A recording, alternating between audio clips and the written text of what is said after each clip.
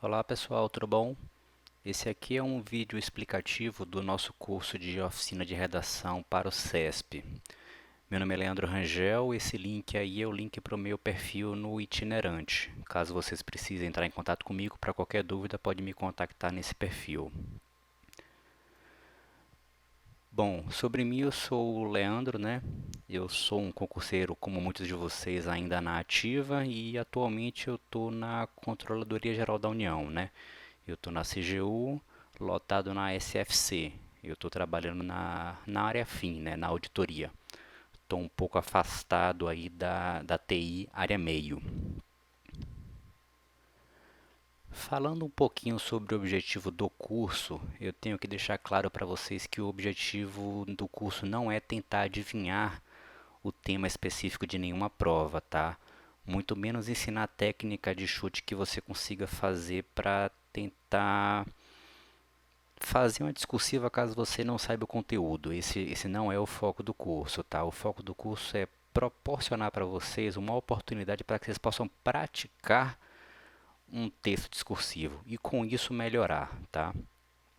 A falta de prática ela pode prejudicar o candidato em muitos aspectos, principalmente no que tange o tempo. Às vezes o candidato ele até sabe o que o examinador está pedindo, mas pelo fato de não ter prática, ele não sabe quanto tempo ele vai precisar para colocar isso no papel. Ele não sabe se vai precisar colocar um rascunho ou não, e com isso ele pode sair um pouco prejudicado na prova. E o curso ele tem um objetivo de usar essa prática num padrão CESP, tá? Um padrão de tema, um padrão de correção, visto que a ESAF é uma banca completamente diferente. A gente vai fazer um curso na sequência com foco na ESAF, mas esse aqui é padrão CESP.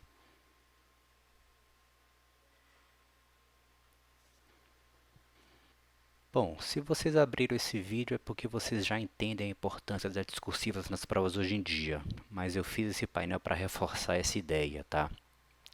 Eu trouxe aqui duas provas um pouco mais antigas de 2010, que foi mais ou menos a época que eu comecei a fazer concurso. E nessa época a gente tinha um padrão que o CESP costumava utilizar. Você tinha na média uma prova com 120 pontos a serem disputados nas provas objetivas. E aí você tinha 50 pontos de conhecimento básico, 70 pontos de conhecimento específico. E depois o candidato iria disputar 10 pontos em questão discursiva. Com isso, a discursiva ela representava aproximadamente 7% da nota total do certame.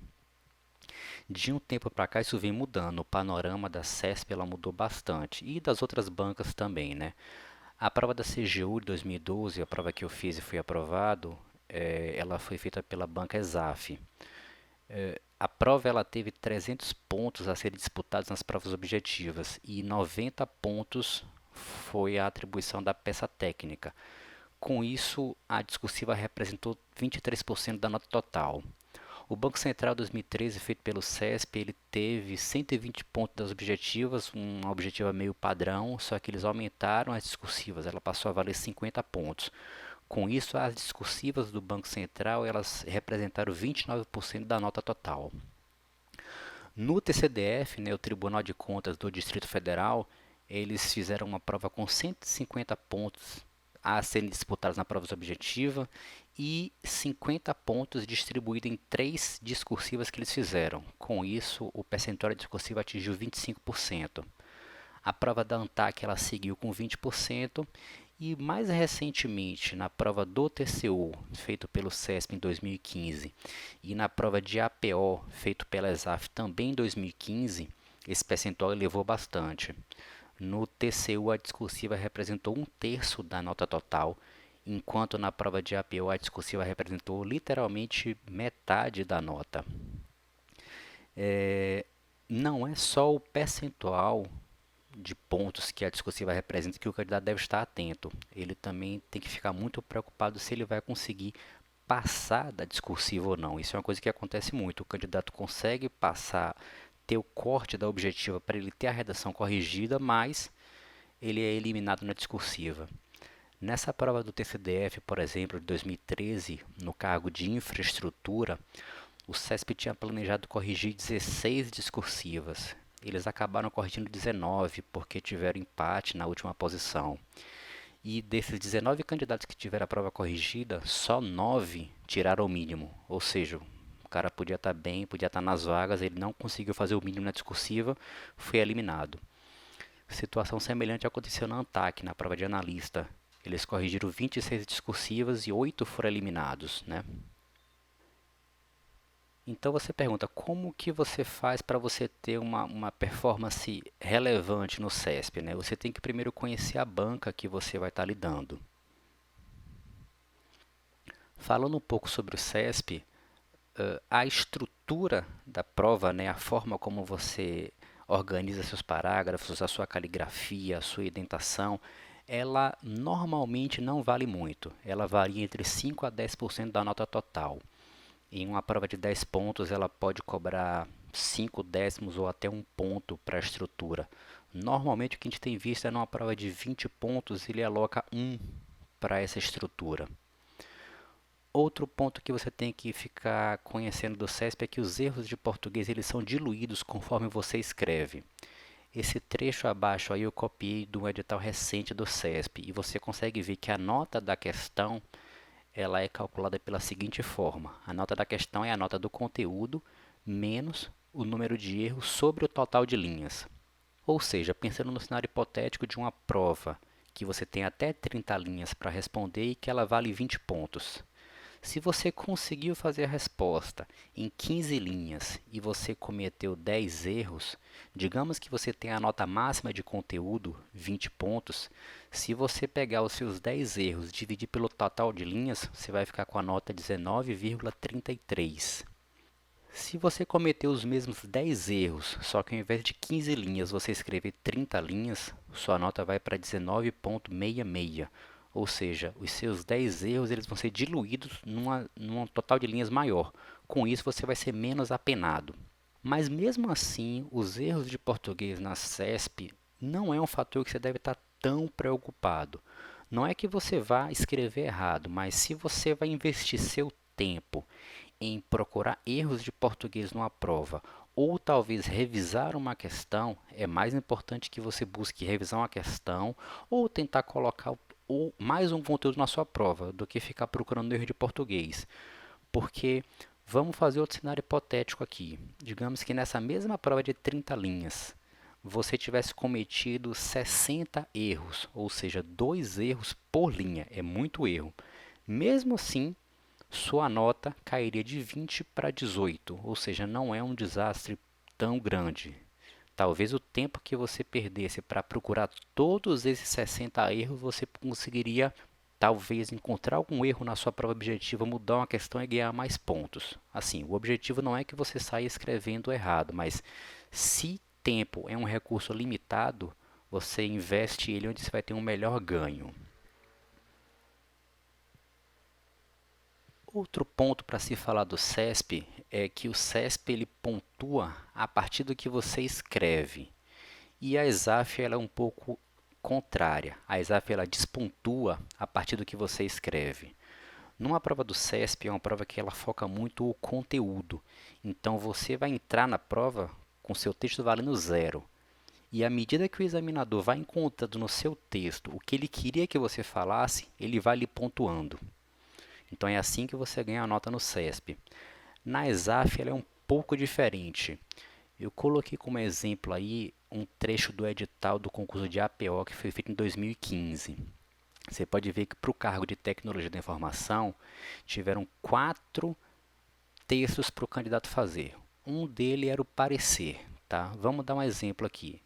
Esse parecer valia 70 pontos, tá? E a banca poderia deduzir até 25 pontos pela capacidade de argumentação do candidato, até 25 pontos pela sequência lógica do pensamento, até 10 pontos pelo alinhamento ao tema e até 10 pontos pela cobertura dos tópicos apresentados. Ou seja, 25 mais 25 mais 10 mais 10, a banca pode deduzir até 70 pontos. Então, no ESAF, o cara começa ali com 70 e à medida que ele for não apresentando conteúdo, ou fugindo do tema, ou fazendo uma argumentação fraca, ele vai tendo sua nota deduzida. Aí você pergunta, então, como que eu faço para ter uma nota boa no CESP? Como eu faço para subir a minha nota no CESP? Bom, para tentar responder essa dúvida, eu coloquei aqui algumas boas práticas para uma prova discursiva CESP. A primeira boa prática que eu apresento para vocês é que vocês usem palavras-chave. O seu texto ele vai ser corrigido por um examinador. Então, ao ele ler o texto, você tem que facilitar o trabalho dele. Ele tem que enxergar claramente que você respondeu e era aquilo que ele estava buscando. Então, o uso de palavras-chave vai ajudar essa correção. Às vezes, você pode deparar com um examinador que ele não é especialista na área. Ele pode estar com um checklist na mão. Então, se você coloca um termo que não é uma palavra-chave, isso vai dificultar a sua correção.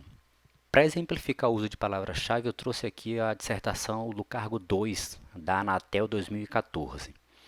Vamos ver aqui o que o examinador pediu, tá? Esse aqui foi o texto do CESP.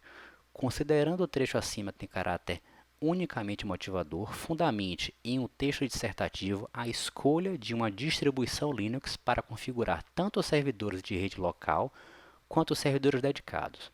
Ao elaborar seu texto, aborde necessariamente os seguintes aspectos: capacidade de fornecimento de suportes específicos, ferramentas administrativas existentes e oferecimento de escalabilidade.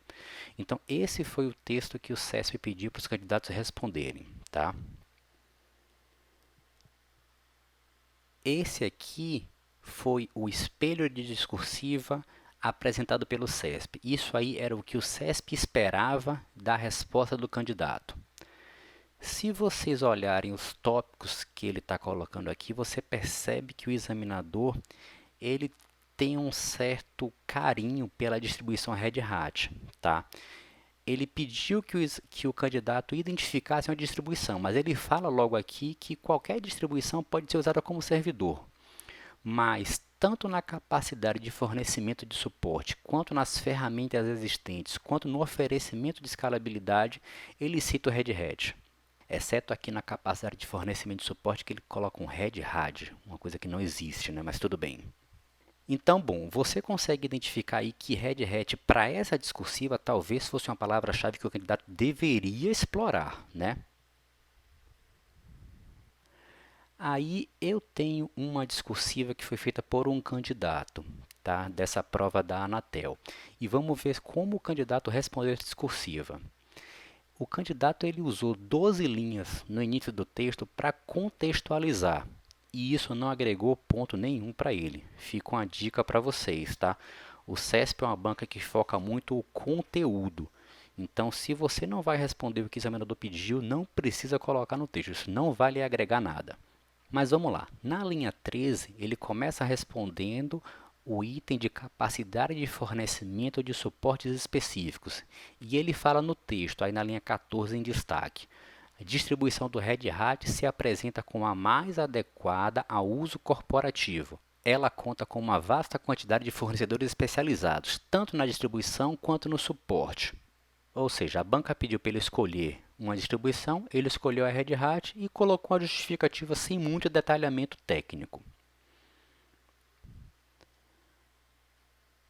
Olhando aqui a segunda resposta, a banca pede para que ele verse sobre ferramentas administrativas existentes que justifiquem a decisão dele.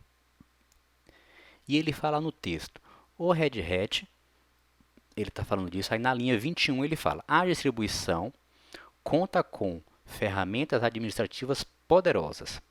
Observe que no espelho discursivo do CESP, ele citou algumas ferramentas, como o Red Hat Network Administration, o IAST, ele fala até de ferramentas de linha de comando, como o sudo, top, mas o candidato ele não fala nada disso, ele fala apenas que o Red Hat conta com ferramentas administrativas poderosas.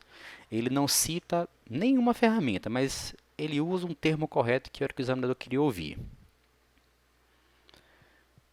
No terceiro item dessa discursiva, onde o CESP pede que ele fale sobre o oferecimento de escalabilidade, ele fala: o Red Hat é altamente escalável, o que permite a implementação de ambiente distribuído, servidores de cluster e serviços de TI em alta disponibilidade. Ele não entra muito em detalhamento técnico, mas ele fala que a distribuição que ele escolheu é capaz de fornecer o que o examinador pediu. E aí vocês devem estar curiosos para saber, com base naquele espelho discursiva, muito grande, o candidato fala duas, três coisas sobre o Red Hat, sem citar a ferramenta, sem falar nada muito profundo, como é que foi o resultado dele? Se vocês olharem aqui, essa é uma prova que valia 10 pontos e o CESP cobrou 0,5 pontos para a apresentação, a estrutura textual, né? Então ele cobrou 5% da prova e o candidato ganhou a nota máxima nisso. E mesmo sem falar nenhum detalhamento profundo, o candidato partiu, numa prova valendo 10 pontos, ele partiu de 9,19, uma boa nota. Ele teve alguns erros de português e a sua nota caiu para 8,88 de um total de 10 pontos. É uma nota muito boa para um texto que, como vocês viram, ele não adentrou nenhum detalhe muito técnico, tá? Agora falando de outra boa prática do CESP, é uma boa prática muito importante que é responda o que foi perguntado, tá? Para exemplificar isso aí, eu vou trazer a questão 2 da prova do TCDF de 2013. E eu estou muito confortável com essa prova, porque essa prova foi a prova que eu fiz, tá? O texto que vocês vão ver aí é minha redação, é minha letra, tá? Essa foi uma prova que o CESP não disponibilizou o PDF da discursiva, então eu tive que tirar uma foto aqui em casa e fazer um pequeno ajuste aí, mas tá claro para vocês o que a banca pediu. A questão 2 ela pediu: defina e diferencie controle legislativo, controle judicial e controle administrativo, classificando entre esses tipos de controle o controle financeiro exercido pelo Tribunal de Contas e discutindo a possibilidade de o Poder Judiciário revogar um ato exarado por Tribunal de Contas. Então é uma questão de média dificuldade abordando o controle externo, tá? Então, a boa prática que eu digo para vocês é: responda o que foi perguntado pelo examinador. Nada mais. Se você colocar, você vai só perder linhas importantes que você poderia estar colocando no conteúdo. Vocês percebem que tinham 3 itens a ser respondidos, então vamos falar deles um a um, tá? Primeiramente, valendo 6 pontos, a banca pediu: defina e diferencie controle legislativo, controle judicial e controle administrativo. Então a banca pede que você defina alguma coisa. Nesse momento você tem que se atentar a responder o que o examinador pediu e deixar isso bem claro. Você tem que facilitar a vida do examinador. Então logo na linha 1 eu coloco aqui: o controle legislativo é. Eu deixo claro que estou respondendo para ele. Na linha 7 eu coloco: o controle judicial é. Na linha 10 eu coloquei uma oração intercalada, mas eu continuo deixando claro: o controle administrativo é. Com isso, eu respondi de forma clara o que o examinador perguntou. No segundo item, ele pede para classificar entre esses tipos de controle o controle financeiro exercido pelos tribunais de contas. Então, observe que eu respondo isso aí de forma bem direta em apenas 2 linhas. Eu coloco: o controle financeiro exercido pelos tribunais de contas ao acompanhar a execução orçamentária é um controle legislativo. Ele pede que eu classifique dentre aqueles 3, né, o controle legislativo, o controle judiciário e o controle administrativo, e eu deixo claro para ele que o controle exercido pelos tribunais é um controle legislativo. A terceira pergunta que o examinador fez foi: discuta a possibilidade de o Poder Judiciário revogar um ato exarado por Tribunal de Contas. E aí no texto eu deixei bem claro que nunca poderá o Poder Judiciário revogar um ato de outro poder. E eu coloco alguns exemplos para fundamentar a minha ideia, mas a resposta está claramente no texto. Ele não pode dizer que eu fugi da resposta e que eu coloquei algo que ele não esperava. Uma outra boa prática que eu passo para vocês é que vocês respondam um parágrafo por pergunta. Vocês facilitem a vida do examinador. Se ele fez 3 perguntas para vocês, vocês organizem seu texto para que ele fique um parágrafo por pergunta, para que ele consiga identificar claramente onde que você colocou o que ele estava esperando.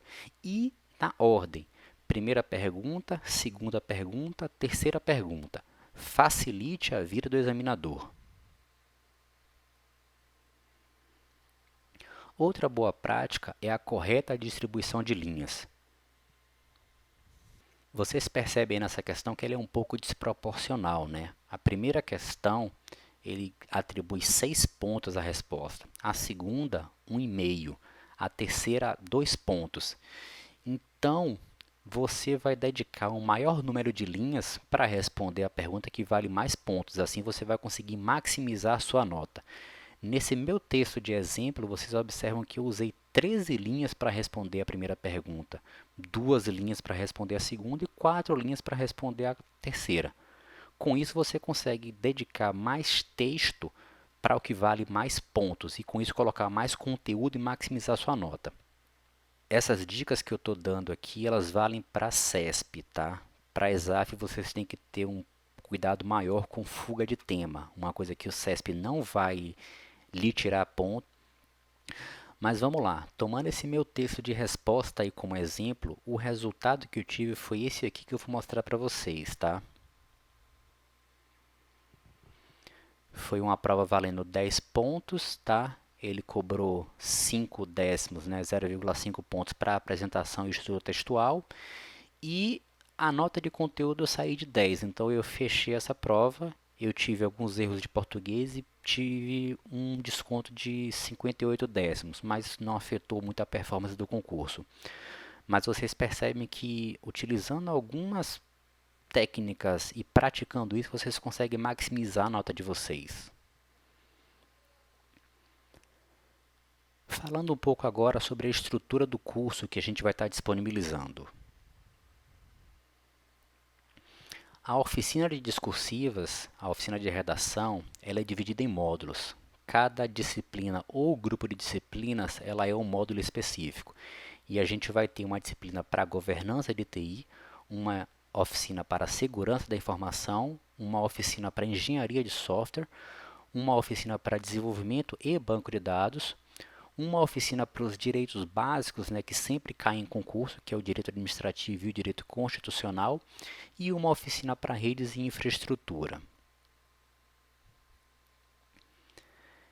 Cada módulo ele vai conter 4 temas. O que são esses temas? São temas inéditos que eu elaborei com base na cobrança recente do CESP. Mas, repito mais uma vez, ele não tem por objetivo tentar adivinhar tema de nenhuma prova específica. O que eu procurei ter cuidado é, eu vou fazer um tema que seja possível de ser cobrado, num nível de dificuldade um pouco maior do que o CESP vem cobrando, para que você possa realmente simular uma situação de prova e fazer um texto. Então, nessa janela vocês conseguem ver 4 arquivos PDF, que são os 4 temas. Eu recomendo que vocês não olhem o tema até o momento que vocês forem de fato fazer o texto, tá? Porque uma grande parte do aprendizado se dá na surpresa que você vai ter no tema. Não adianta nada você saber o tema hoje, pensar sobre ele a noite toda e amanhã fazer um texto. Na prova você não vai ter essa chance. Então é bom você simular realmente uma situação de prova. Para cada tema, a gente tem aí um ícone com uma mãozinha e uma folha que representa uma atividade da nossa plataforma EAD. Uma vez que você tiver o seu tema pronto, você vai clicar nessa atividade para conseguir colocar seu texto para que eu possa corrigir. Esse aí é o exemplo de um tema, eu coloquei ele propositalmente nublado para que vocês não saibam o que eu vou estar cobrando para não acabar com aquela surpresa, né?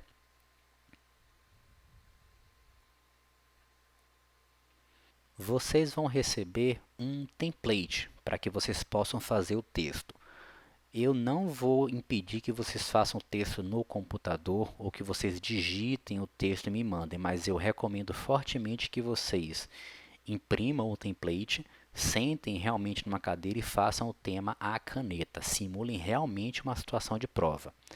Depois que vocês escreverem de fato o texto, vocês vão me mandar ele, seja digitalizado com um scanner normal, seja uma foto num smartphone ou até tem alguns softwares para smartphone que eles digitalizam o texto com a câmera do smartphone. Isso também pode ser enviado tranquilamente desde que chegue legível para mim. Bom, depois que você concluir o seu texto, você vai clicar naquela tarefa da ferramenta EAD e você vai se deparar com uma tela muito semelhante a essa. E para você enviar o texto para mim, você vai clicar nesse botão, adicionar tarefa. Quando você clicar nesse botão, vai abrir uma janela muito semelhante a essa que eu vou mostrar agora. Nessa janela você tem duas opções. Você pode me mandar o texto online. Se você quiser, você pode digitar a sua resposta nessa primeira caixa. Mas eu recomendo que você utilize a segunda, que você me mande um arquivo digitalizado com o texto que você escreveu, que é essa caixa abaixo. Você pode arrastar e soltar o arquivo ou clicar no maisinho ali em cima para você mandar o texto para mim.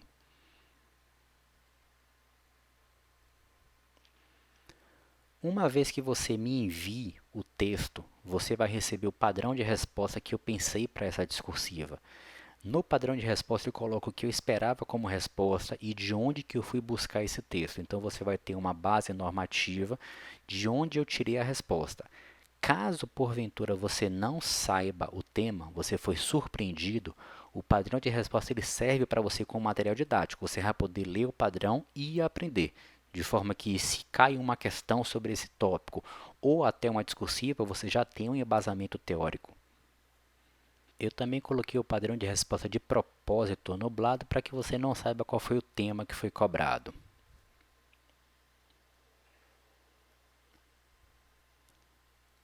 Após o envio do seu texto, eu vou lhe enviar o padrão de resposta e eu vou lhe enviar também uma correção individualizada do seu texto, onde eu vou apontar feedbacks de como você vai poder melhorar e fazer discursivas melhores.